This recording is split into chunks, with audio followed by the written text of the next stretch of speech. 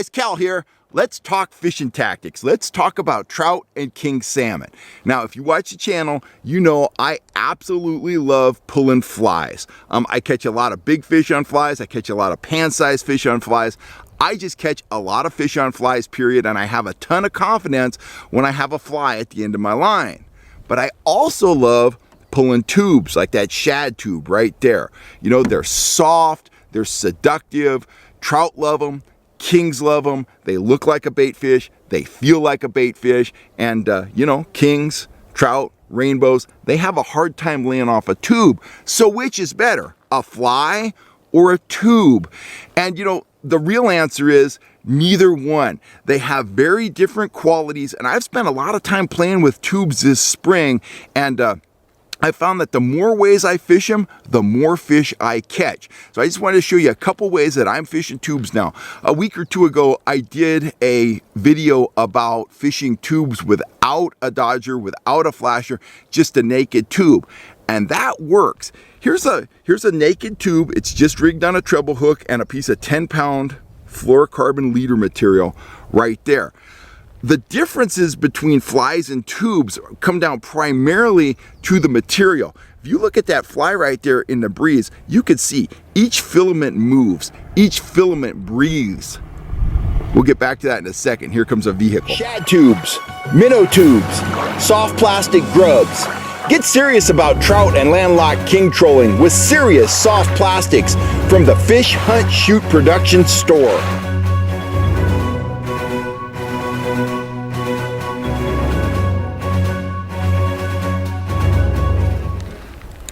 Super dry out here in the Sierras, and that truck, that was a Toyota pickup, man. It created kind of a mini dust storm as he went by, but it's kind of clearing up now. As I was saying, if you look at that fly in the breeze, you could see each little filament moving and breathing. Oops, here comes some kind of big piece of equipment. He's making a dust storm too. Anyway, we'll just let him pass. Look at that thing. That's a big old road grader. They're doing a lot of work out here on the roads. That's what they do in the springtime, you know, in the Sierras. They'll fix all the roads, fix all the ruts, fix all the potholes and stuff, and they'll clean out the culverts, hoping for, you know, rain in the fall and winter. That's, you know, kind of around the corner. We're moving into summer now. Anyway, one more time. As you look at that fly in the breeze, you can see the filaments, the fibers all moving and breathing individually, and that's exactly what it does when it moves through the water. When you team it with a wiggle disc, that is even more pronounced because the fly is vibrating against the water, and it gives a very shimmering, very lifelike, you know, look to the fly. Most of the time, I'm gonna troll my flies with a wiggle disc, but some of the time I troll my flies naked, and that's very effective too, particularly if you add a little manipulation to the fly with the rod. Now moving on to tubes, let's have a look at this tube. The tube, it's got a more subtle action than the fly because it has less filaments, but you still get movement of that tail. Of the tail filaments, the soft plastic as it moves through the water. And because it has a solid kind of plastic body, it's hollow, but it's got, you know, solid sides, a solid top, it will kind of walk as it goes through the water. It's a very subtle presentation if you run the tube naked.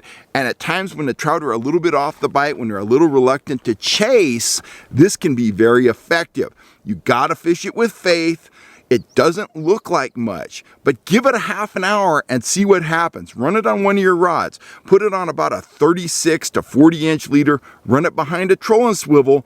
Run it naked, and you're going to be surprised by the results, because sometimes when you're out and the bite is off and the trout are reluctant to chase, at times, you know, like when you're trolling worms or something like that, when you're trying to scrape out strikes, a naked tube like that will help you get a few extra hookups. Now, if the trout are more active, if they're willing to chase, you can get radical action on a tube by rigging it pretty much the same way that you'd rig a fly. And I got one all rigged up here. What I've done is I've got that same number 6 treble hook in this shad tube as I had in that naked tube, but what I've done is I've taken a wiggle disc, put it on the line, and I've taken the stem of that disc and I've shoved it inside the bait. So you can see how long that is, but I've shoved it inside the bait, and what you're going to get when you troll this at 1, 1.5, 2 miles an hour is you're going to get intense shaking, intense action.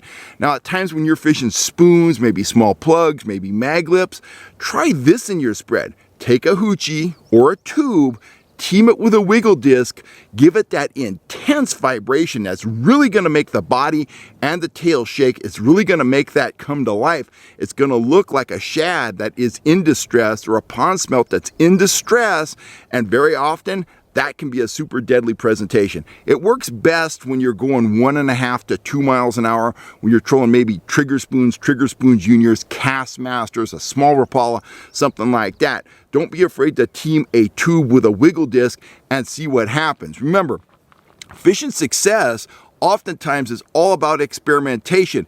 I don't like to make radical changes in my gear. If I'm trolling spoons and I'm going, 2 miles an hour, 1.8, start playing with some other baits that you can run at that same speed, like a tube teamed with a wiggle disc. Maybe it's a grub teamed with a wiggle disc.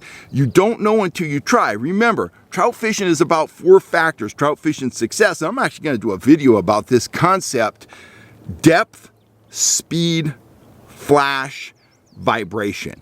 With this, you're going to have to determine the depth and the speed, but by playing with this type of rigging, or a naked rigging, you're playing with flash and vibration, and those are 2 of the factors that make trout strike or not. So on any given day, you might want more vibration and more movement. On another day when the fish are a little off, you might want a very subtle presentation. So play with flash and vibration. You're going to have to determine what speed and depth are best on any given day. But the other 2 factors of flash and vibration, those are things that you should be experimenting with on a daily basis when you're out on the water. Make subtle changes to your gear, and you're often going to see very stark differences in the amount of success you have. Today, they might be going all over, they might be jumping all over this shad tube and wiggle disc, but tomorrow it might be all about a Mickey fin colored fly, just like that, bright yellow with some red, lots of flash, all that. Anyway, just something to think about.